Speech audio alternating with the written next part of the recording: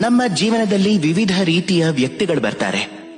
ಕೆಲವರು ನಮ್ ಜೊತೆ ಇರ್ತಾರೆ, ಇನ್ ಕೆಲವರು ನಮ್ಮಿಂದ ದೂರ ಹೋಗ್ತಾರೆ.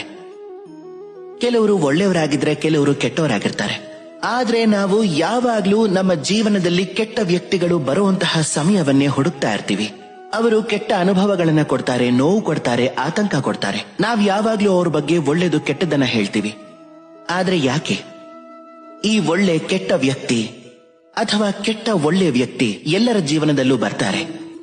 ಎಲ್ಲರಿಗೂ ಒಂದು ಅಮೂಲ್ಯವಾದ ಪಾಠವನ್ನ ಕಲಿಸಿ ಹೋಗ್ತಾರೆ.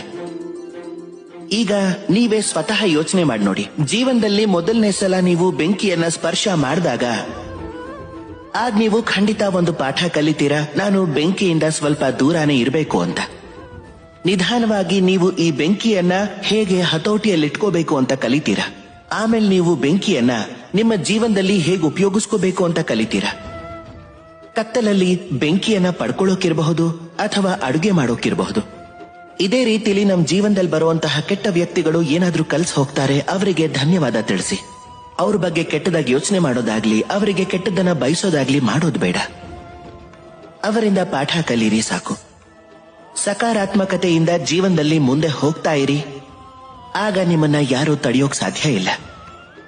ಬನ್ನಿ ನನ್ ಜೊತೆ ಪ್ರೀತಿಯಿಂದ ಹೇಳಿ, ರಾಧೇ ರಾಧೆ.